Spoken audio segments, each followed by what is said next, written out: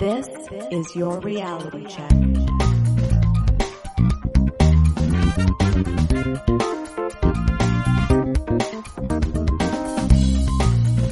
Hi everyone, and welcome to The Reality Check, the weekly Canadian show that explores a wide range of controversies and curiosities using science and critical thinking. This is the show for November 13th, 2018, and I'm your host, Darren McKee. With me, as usual, are Adam Gardner. Oh, what's up, Cuboids? Christina Roach. Hey, everyone. And producer Pat. Hi, Checkers. And not as usual, special guest, Dr. Stuart Farrimond. Hello, hello. Welcome back. Thank you for having me back. We have a great show for you today. Adam is going to investigate whether Oumuamua is an alien craft from another solar system. That's right. But first, how to cook the perfect roast turkey. Specializing in food science, Dr. Stuart Farrimond is a former medical doctor turned science and medical writer, presenter, and educator. He makes regular appearances on British TV, on radio, and at public events, and his writing appears in national and international publications, including The Independent, The Daily Mail, and New Scientist. He is the author of the book Science of Cooking, Every Question Answered to Perfect Your Cooking, and his brand new book is called Spice, Understand the Science of Spice, Create Exciting New Blends, and Revolutionize Your Cooking. That's the North American title. The UK title is The Science of Spice, Understand Flavor Connections, and Revolutionize Your Cooking. Now, last time Stu was here, he told us about the science of perfecting mac and cheese. And today, Dr. Stu tells us how to use science and skeptical thinking to cook the perfect roast turkey. Stuart, before you start, I have to ask, your new book. I just wanted to know if there's anything of particular interest that surprised you in putting that book together, because I love spices, and we often make Indian food. And yeah, so the first one was The Science of Cooking, which was all about cooking in general. And this one, which has now just been released in North America, it's focusing obviously on spices. And they're these things that we often put in our cupboard and we don't really know what to do. And we've maybe got one recipe and we get out sort of whatever it is, your cumin or your coriander or your paprika or your saffron or whatever it is, and then you use it, but you don't have any confidence in what to actually do with it after that. So you buy some coriander seeds, you use them once, and you think, well, what on earth do I do with them now? And it's about unwrapping that and going, actually, I don't need to be scared of these things. If I can understand the science of what gives them their flavor and how to get the best flavor out of them, I can then start to play around with them and use them in my own cooking. And so in the book, I kind of put together a periodic table of spices, which is a bit of a gimmick, but it does kind of work. The whole idea is that rather than just following the recipes, you look at what gives spices their flavors, and the things that give foods their flavors are called flavor compounds. These are molecules that have aromas that imbue food with its flavor. And lots of different spices share these flavor compounds, and lots of different spices have very unique ones. And if you chart all the different flavor compounds in each different spices, you can kind of predict which spices go with which and what kind of flavors it's going to have. And so I've kind of done that and grouped all the spices into different categories and discovered lots of exciting, interesting things about spices along the way. And there's loads of great recipes in there. And we also got in some writers from around the world to put together different recipes for regional blends in different parts of the world. Oh, that's very cool. So I've been having a great time just going through all those, making different spice blends from, I think I've done an Iraq spice blend. That's really good. So yeah, so I'm really proud of it. I think it's a great book. But I've discovered loads of really cool stuff. There are some fascinating spices. Saffron, you guys ever use saffron? Mm-hmm. Of course, yeah. Yeah, not very often, but only when I've made rice. You say, of course, I say never. It's probably more expensive than gasoline, I think, right? Yeah, it's expensive. It's pretty expensive. And when you find out what it actually comes from, you realize why it is so expensive. Mm-hmm. So what it is... You have to fight the monks for the robe and then grade it? Is that the issue? Pretty much, and have it wept on by fairies, almost, yeah. They comes from the little bits that collect the pollen that come from a crocus flower. Now, each flower only produces 3 of these little strands. And it's the very tip of those strands that has all the flavour in it that the pollen would sit on. And to get enough of those tiny little red bits to make, say, an ounce of it, you would need 6,000 flowers. And just to get an ounce, it takes 12 hours of work. So, and they've got to go out first thing in the morning before the sun comes up. So the crocus flower is still closed up. So then they pick all the flowers and they get them out, they open them and they separate them and they sieve them and to get all the rubbish out of them. And they collect all these tiny, tiny little bits. So yeah, 1 ounce takes 12 hours of work and 6,000 flowers. And that is why it's really expensive. Well, in retrospect, Stuart, we probably should have had you just on to talk about spices. I know. But tell us about turkeys. That's our ploy to have him back, right? Do you use saffron when you're cooking the perfect turkey? Oh, you could do. That's a really good idea. No, I don't. Now, turkeys, it's kind of around Thanksgiving time now, isn't it? It's you guys have already celebrated it. Have I got that right? Right. Yes. And It's coming up in the States. Okay, yeah. We don't do it over here, but we do love our turkeys, and especially around Christmas time. But turkey is one of those obligatory things that you have to have around Christmas time and this time of the year. But it always tastes so dry. Is this something that we all agree on? Agreed. And everybody has their own theories as to how do they roast the perfect turkey so it's moist and succulent, and Grandma's got her technique and she does it every year and it always works. But no matter what you seem to do, it always seems to have this dry texture. And this is the problem with turkey. The problem is that it tastes dry. Did you ever watch the movie National Lampoon's Christmas Vacation? Oh, yeah. Yeah, that was my favourite movie as a kid. There's a scene with a turkey, and it's been in there all day, and then they get the knife and cut into it, and it explodes, and there's a tiny dry little morsel left inside. But even if you cook turkey really well, it does taste dry. But that's not really because of the moisture. The sensation of moisture on our tongue is actually due to fat more than it is due to water itself. And the reason why turkey breast meat especially tastes dry is because it's got so little fat in it.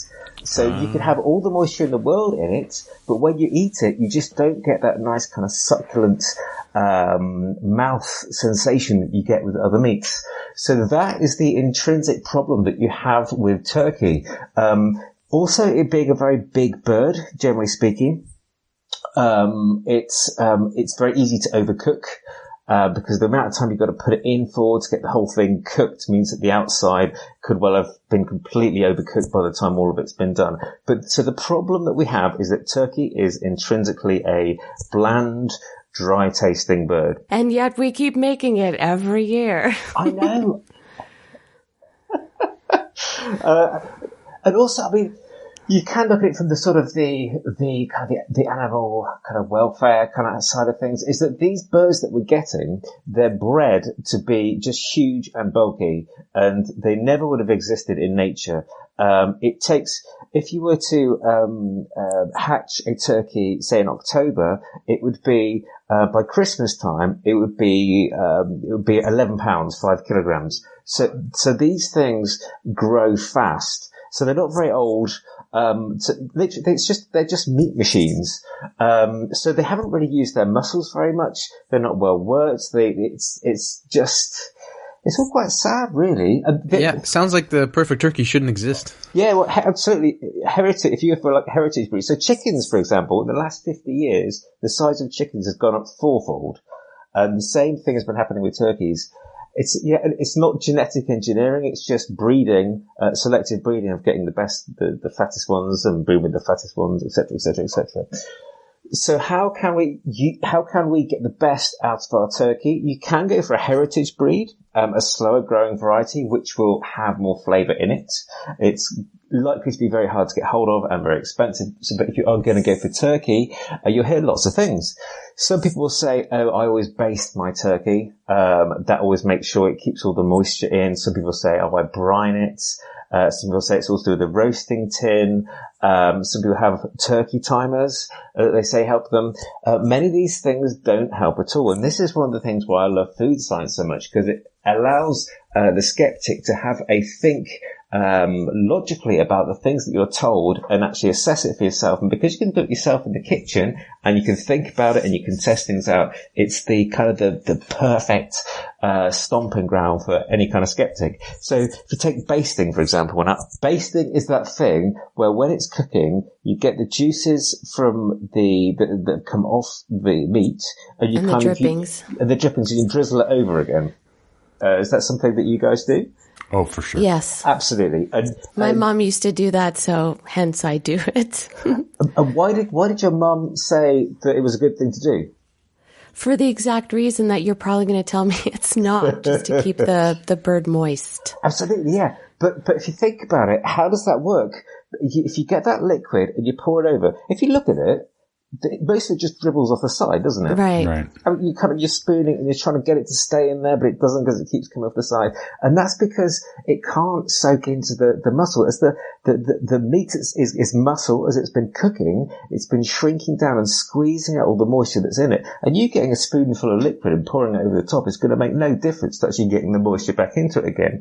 What you are actually doing is that when you pick up that liquid and you pour it over, the oils that you're drizzling over, they are helping the surface to essentially fry, to crisp up. So it would be very similar if you got a bottle of oil out and you started drizzling that over at the end. You would help the outside crisp, but you're not actually adding any liquid back into it. And if you do head-to-head testing, where basted and non-basted, you'll find that the ones that are basted actually have less moisture than the ones that aren't basted. So it doesn't add moisture to it, but it just makes the outside nice and brown and crispy.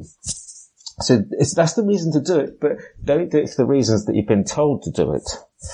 Brining, is that something that you guys ever do? Sure. No, I did it once and I didn't really find a discernible difference. It's really complicated, though. Like, you have to find something big enough to hold the turkey with the salt and the water and the... Yeah, absolutely. To be honest, I think it's something that is done on your side of the Atlantic a lot more than it is done over here, because when I started looking into it, you find so many guides online and people swear by doing it this way and that way, and I don't know anybody over here who's ever brined a turkey. But yeah, absolutely, you get a big bucket of salty water and you brine your turkey in it and you're supposed to leave it there a day or more, and the science behind it, the principle is that you're putting it in salty water. And most recipes are between 3 and 6% salt solution, and that's more salty than the saltiness of the meat. So the science of what's going on is that the salt goes from the water into the muscle itself. It's drawn into the muscle, and as those salt ions, essentially the salt atoms, go in to the muscle itself, it pulls the liquid with it, and it kind of bulks it up. That's it's process called osmosis, which you might remember that from school days. But essentially, the science is sound. It does make sense that if you were to put something into a salty liquid, then the water will get sucked into it. In reality, though, and Christina, as you have discovered, doesn't do very much. A turkey is a great big bird. To get that water to seep slowly into the bulk of the meat takes an incredibly long time. And by the time it's done, you're probably not going to notice very much anyway, because when you cook it, you're losing a lot of that moisture anyway. If you do brine, yes, the science shows us that you do end up with more liquid in the bird than if you hadn't brined it, but it's a lot of effort, and actually you're diminishing the flavour because that liquid that you're getting in there doesn't have any flavour with it. And people say you can add in kind of lemon or other kind of things that add into it, but those flavour molecules don't make it into the muscle fibres, into the meat itself anyway. So you can bulk it up a little bit, but you're not doing very much. Yes, Stuart, kind of related. I'm wondering if this is a thing that makes sense. So sometimes my wife finds the ham is too salty, so she'll boil it for a while to kind of, you boil it in non-salted water to draw out the salt. Does that make sense, or is that not working on a scale that would work, right? Yeah, absolutely. That's absolutely right. The whole principle is that salt will move from a place where it's of high concentration to a place of its low concentration. And so exactly. So if you've got salty ham, you put it into water and you boil it. Some of the salt will essentially leach out into the liquid. You pull the liquid away and you've got a less salty ham. So yeah, absolutely. Well, I felt subjectively that it tasted less salty, but I thought maybe that was just in my mind. So it's good to know that that's really working and totally legit. Yes, it is. I mean, how much is actually drawn out depends on, how long you boil it for. You'd have to kind of do one with and one without to see what difference it makes. But yes, the science behind that is absolutely right. Yeah.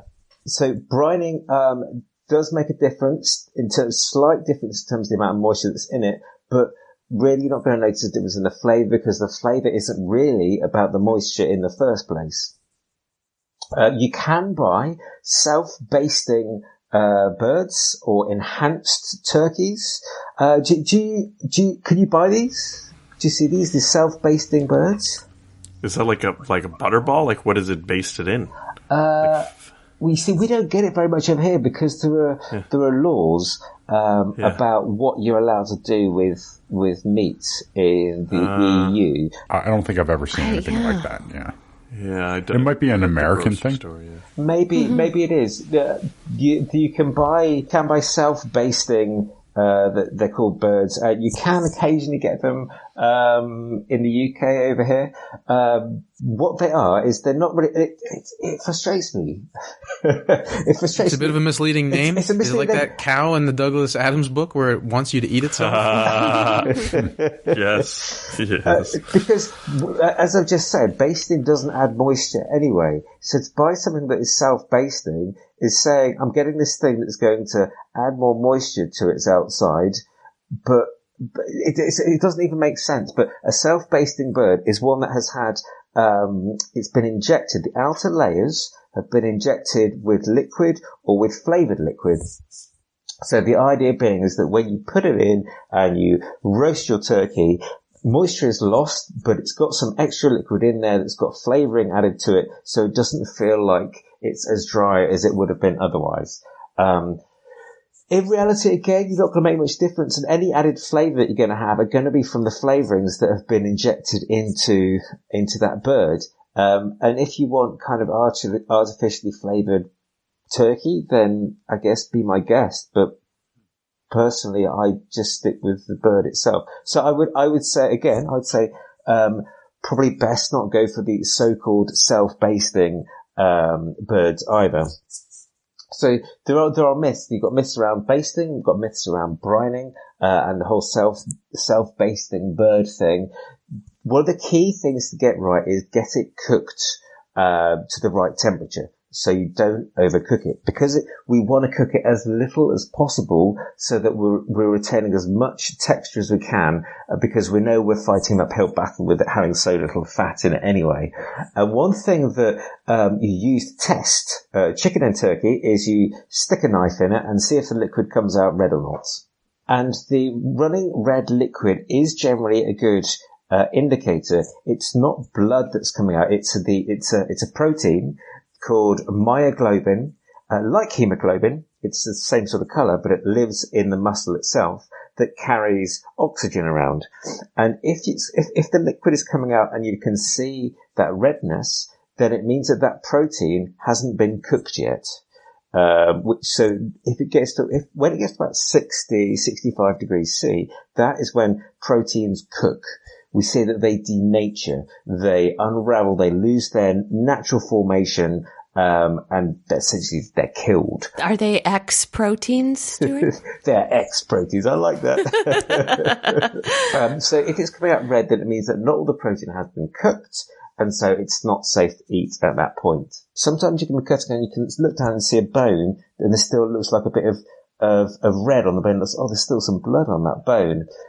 Now that could be misleading because that may well still be perfectly well cooked, but that red could be blood itself from the bone. Because these birds are so young, when they're slaughtered, their bones often haven't fully formed, and so you've still got essentially juvenile bones that haven't fully formed yet, and so they've still got the redness in them. So that's actually what you're seeing. So you can't use that as a judge as to whether it's cooked or not. The best thing is to use a thermometer, and to get a thermometer, a digital fast read thermometer, and then you can poke it in, and you put it to the deepest parts of the bird, of the meat, and you can check the temperature. Generally, the guidelines, the official guidelines will say something like 70 degrees C, which at that point, to be fair, you've probably completely cooked it to death. So really, I would say go about 65 degrees C, and providing it's been 65 degrees C for 15 minutes, that will mean that the bacteria will have been killed. So yeah, and you're talking about a turkey, so it's a long. You're cooking it for long, right? You're cooking it for a long time, yeah.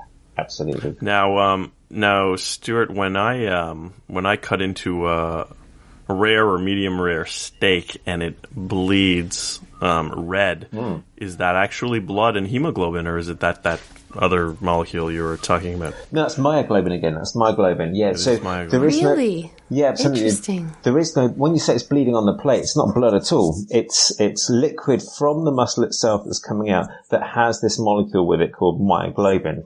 And the reason we're much more careful with turkeys and chickens than we are with cows is largely to do with how the animal is handled and the size of the animal. So a cow, for example, is a great big animal, and the bacteria on a carcass will be on the outside.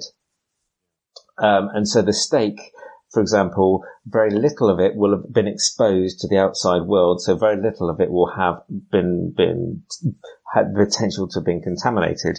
So the searing kills the bacteria on the exposed surface, and the inside is assumed to be safe. Is that kind of the idea? Absolutely right. You make sure everything on the outside is cooked, what is inside is safe. The problem with poultry is that they're often really badly handled there, and the conditions that they're in, there's often bird feces and all sorts of horrible nastiness that's going on, and so you just can't be sure that bacteria haven't been able to burrow their way fairly deep inside the meat itself, and so you have to be super careful with your chicken.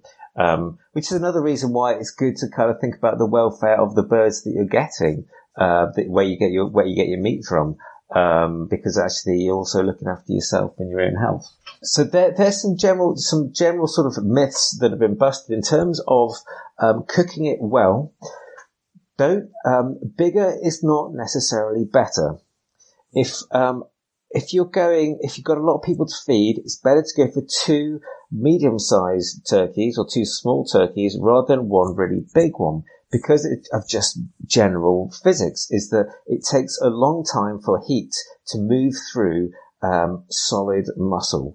And so by the time that the inside is cooked, the outside will have been completely overcooked.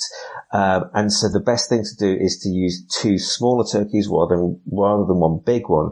And the other thing that makes cooking, roasting a whole turkey or roasting a whole chicken quite difficult is that there are different meats. And on the bird, you've got the breast meat and you've got the leg meat, and they cook at different rates.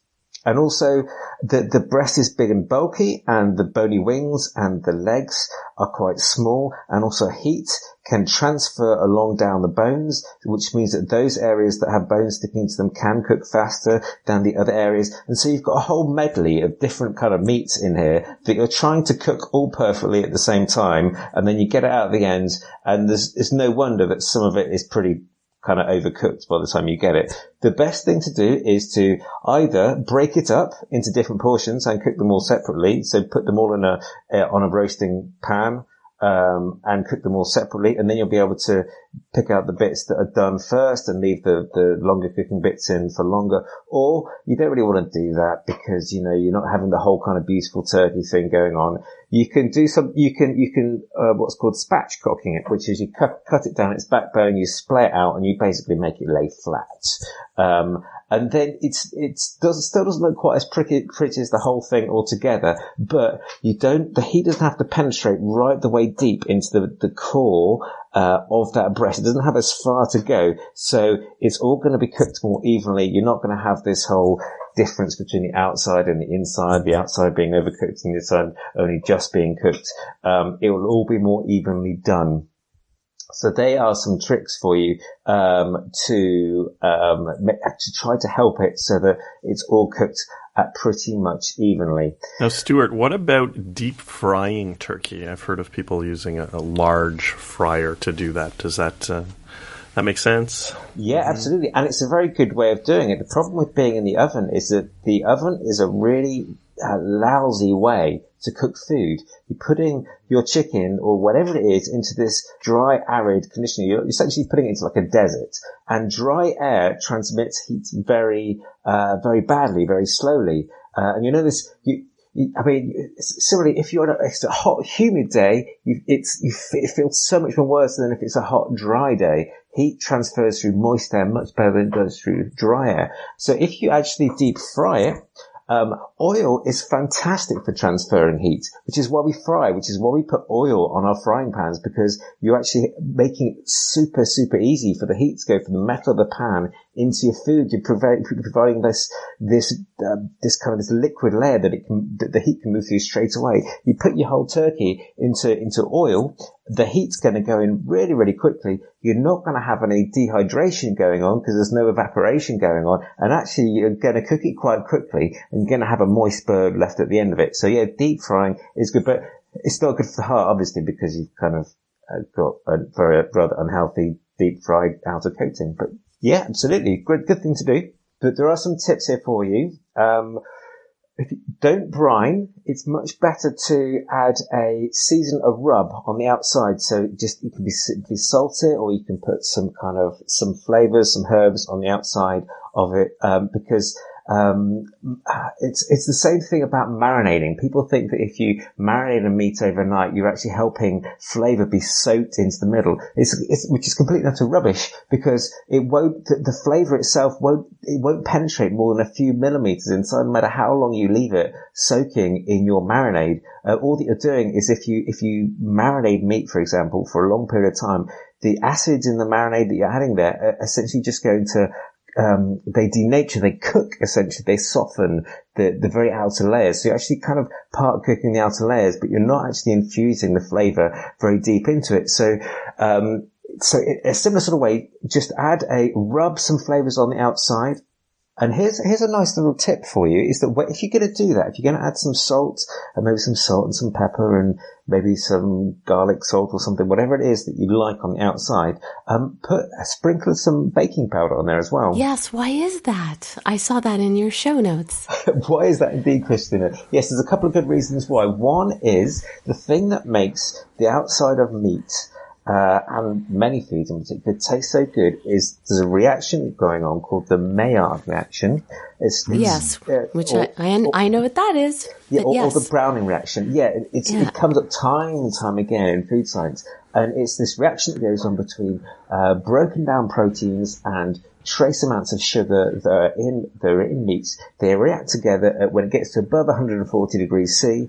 They clash together, and you get these wonderful these fantastic cooked meat flavors, and all the brown and all the tastiness is from that chemical reaction, which we say is one reaction, but is actually hundreds of different reactions that are going on to produce these flavor compounds, these fantastic substances. So if you add baking powder, the Maillard reaction is slowed down in acidic conditions and is sped up in alkaline conditions. So if you add baking powder, which is an alkaline substance, onto the bird, you're increasing the pH and making it less acidic.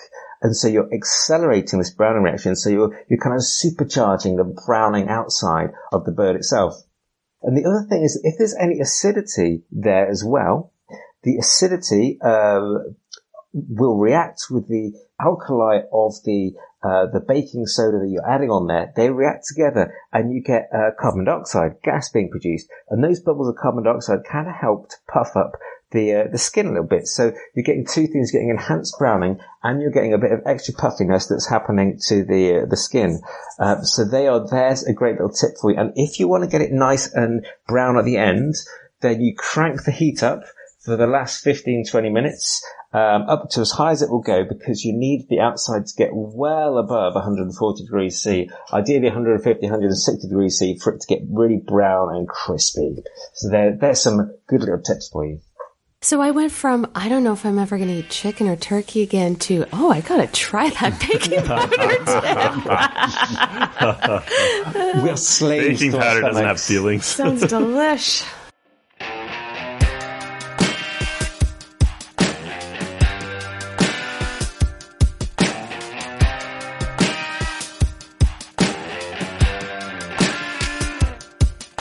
Thanks so much, Stuart, for that excellent overview of how to cook a perfect roast turkey. Now, Adam, is Oumuamua an alien craft from another solar system? Oumuamua. Yes, thank you for the correction. What am I saying? What's Oumuamua with you? So an elongated object, some might say cigar-shaped, entered our solar system in 2017 and has exhibited some behavior that has some thinking that it could be a spacecraft. This prompted me to immediately do the obvious, and that is to check the conservation status of the humpback whale. And I was delighted to learn that they are currently classified as least concern, so I think all considered, we should be alright. This seems to be something out of science fiction. Indeed, my whale joke is a reference to the great film Star Trek IV, The Voyage Home, in which a cylindrical-shaped space probe appears near the Earth producing a song which resembles that of the humpback whale, causing Captain Kirk and his crew to take a Klingon bird of prey back in time to a time before the humpback whale was extinct to save the future with hilarious consequences. If you somehow have not seen Star Trek IV... Somehow. Well, go back, watch the entire series so you have a reference, skip the first movie, and then watch 2, 3, and 4, and if you see half of Star Trek 8, does that count? Nope. Oh. Shout out to Grand Moff Tarkin. So, what's going on here? Oumuamua, as the object is being called, came in from the outside of our solar system. A paper in the journal by the Royal Astronomical Society suggests Oumuamua was swung towards our solar system as the result of a gravitational slingshot of a binary star system. Though the slingshot around a star didn't send it back in time, it does seem like it sent it to the Earth, in which there are living humpback whales.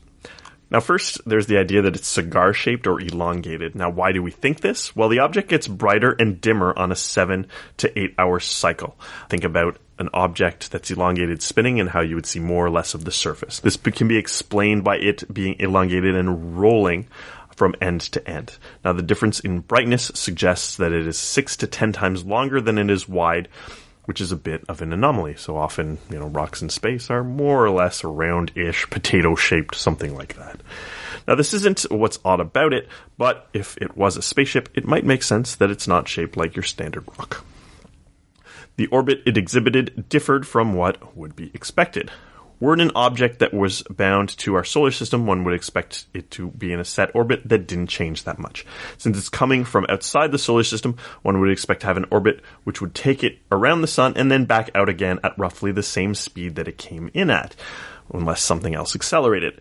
Somehow the object picked up speed during its time in our solar system. While in our solar system it again didn't take enough speed to send it back in time, it did exhibit some qualities which puzzled some. I hesitate to say that scientists are baffled. That's a bit of an overused statement. Baffled. One obvious explanation for this acceleration would be that it was a comet. As a comet approaches a star, the ice on one side would be evaporated, creating some thrust, which would push it away from the sun. Case closed then. It's not a spaceship, just a comet. But wait! A recent observation suggests that Oumuamua is not an active comet, as it does not exhibit telltale signs of being a comet, such as having a cometary tail. We didn't see the shine, we didn't see the tail, we didn't see the flash when it would have been exposed to the sun. So what accounts for the acceleration beyond what the sun would have caused? So the normal acceleration of gravity isn't enough to explain it. A new paper by Shmuel Bialy and Abraham Loeb at Harvard University suggests that the real reason for the acceleration would be that it's an alien craft with a solar sail, or a solar sail from an alien craft. Dun dun dun. So what's a solar sail? Well, a traditional sail uses wind, and a solar sail uses light. Photons, when they strike an object, exert a slight radiation pressure. Normally, for a chunk of rock in space, even one that's as elongated as Oumuamua, this pressure would be quite small. That said, an object with a very large area and low mass, like a sail, would be able to make maximum use of that pressure. And I'm not talking about a piece of canvas like an actual boat sail, but a very thin, very large surface. So how thin and how large? Now, the researchers specifically indicate that the required mass to area ratio be 0.1 grams per square centimeter. In this case, it would be from 0.3 to 0.9 milliliters thick, and the object's maximum size is estimated to be about 50 meters in width. The researchers don't suggest that the object being pushed through radiation pressure need to be the solar sail of an alien craft, but if it's natural, it would need to be much thinner and much flatter than what we usually see naturally occurring in space. The other possibility is, of course, that it is of artificial origin, that it is a light sail floating in interstellar space as debris from an advanced civilization's spacecraft. So this wouldn't necessarily need to be a functional spacecraft, and when I first heard this story, I thought of Rama, the cylindrical spacecraft from Arthur C. Clarke's Rendezvous with Rama, which, spoiler, similarly stops by our solar system only briefly to slingshot around the sun, refuel briefly, and go on its way to some other destination. I haven't read the sequel, so I don't know where that goes. But Rama didn't tumble over itself like Oumuamua does, whether it be a light sail or not, so it being an out-of-commission sail would fit the bill more than it being an active spacecraft. Well, is this plausible? Well, we reached out to our resident space expert, Stuart Robbins, but he wasn't able to make it on the show on short notice. We'll instead wait for his email correcting what I got wrong in this thing. He's like, you had another stew on? That is unacceptable. Just look, hey, we got backup stews all over the place. Stuart, so I know, it's quite impressive. Now, Phil Plait, the bad astronomer, did a write-up on this, which I'm going to reference a lot. Phil Plait lives in Boulder, Colorado, but he works in space. I mean, he works on things related to space. Now, to him, things just didn't really add up. Since one of the things we know about Oumuamua is that it is tumbling due to the periodic brightness, something which the Harvard researchers don't question, then the object would not work that well as a sail. Imagine the sail of a boat that just spun around on its axis. It wouldn't get very far. Wind would go, but it wouldn't really push it that well. The radiation pressure would not exert itself in one direction, but the force would vary throughout the rotation, so it kind of mixes the equations up quite a bit. He also states that just because we didn't see any comet-like emissions doesn't mean there aren't any. For comets in our solar system, it isn't the emissions we usually see, but the dust that gets bright. Now, Phil Plait suggests that its time in interstellar space exposed it to thousands of years of galactic cosmic rays, which may have changed its surface chemistry. So we don't have an explanation of exactly how that accounts for it, but maybe some unknown phenomenon like that might be more plausible than aliens. We also don't know exactly how big Oumuamua is, but if it were 100% reflective, and it's likely less than 100% reflective, it would be about 50 meters across. That's the high end. That's the number I mentioned earlier, so it's likely a bit smaller than that, but it's in that ballpark. Now, this fits with the size the researchers estimated. Phil Plait argues that for a high-tech civilization, this would actually be a very small solar sail. They should be making one that's much bigger to accelerate much faster to get where they're going. And beyond that is the idea that it didn't come into our solar system fast enough to be a solar sail. So it was going 25 kilometers per second, which is fast, but not what one might need to traverse interstellar distances. A solar sail should be able to reach speeds of thousands or tens of thousands of kilometers per second. Ultimately, forget all the specifics. It's a question about whether it's an alien artifact or not. One needs to weigh that against the existing plausibility of aliens, or more importantly, evidence of aliens. Now, I certainly believe in the existence of aliens as a plausible thing, but I will admit that we currently are not aware of having been exposed to direct evidence that aliens exist.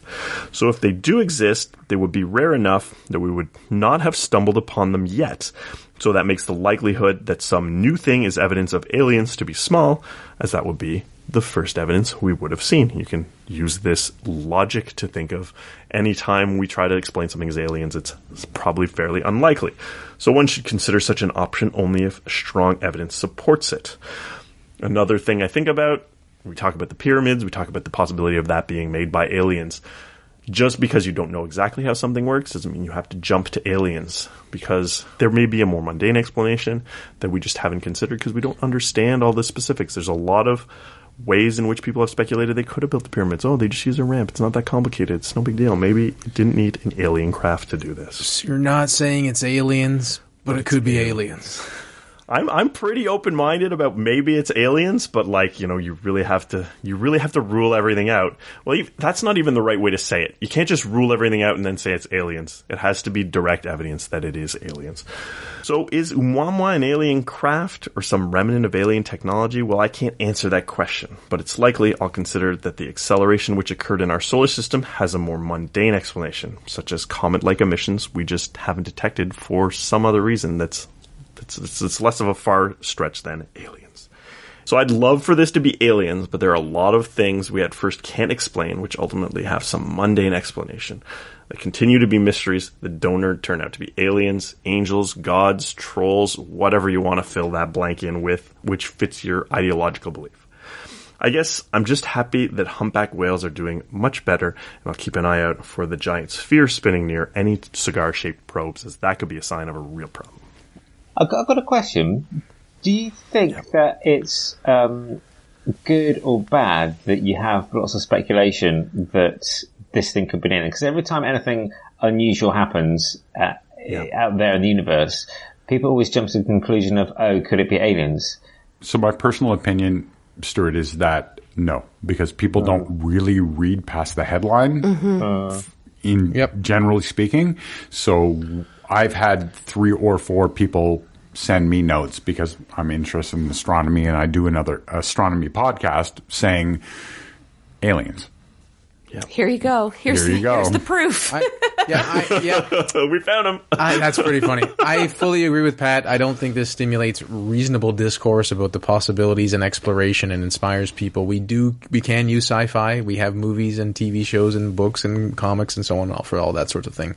I would prefer, it's like, there's something we're not sure about, and then there's a more rational discussion about what it is. Yeah, there are scientific people who can make you interested about it in a more evidence-based way, like Carl Sagan can say inspirational things about the possibility of alien life, which, some people will go and say, wow, he was a bit of an optimist. But, from that to, well, did aliens build the pyramids? There's a big gap in what is sort of reasonable in there. No, I think you're right. And I think probably if I was using my same logic, I wouldn't really agree by saying by people hunting for Bigfoot inspires them about biology and nature. Wildlife. It's kind of... Yeah, there you go. Perhaps people who do go hunting for Yeti might make some interesting discoveries on the way, but it's the tenuous. The benefits don't outweigh the kind of the downsides of just going down some wild goose chase. Thanks, Adam. And thanks for joining us once again, listeners. Stuart Farrimond came on and not just talk turkey, but talk science. Thanks, Stu. And Adam showed us that an object that passed through our solar system is highly unlikely to be of alien origin. Until next time, think better to act better. Peace out, cuboids. Stay classy, not smartassy. Gobble down those facts. Thanks for being here, Stuart. That's a pleasure. For show notes or to discuss this episode, visit our Facebook page and website at trcpodcast.com. For general inquiries or to send a topic or parody suggestion, email info@trcpodcast.com. Help support the show by leaving a review on iTunes and liking us on Facebook. Follow us on Twitter at TRC_podcast.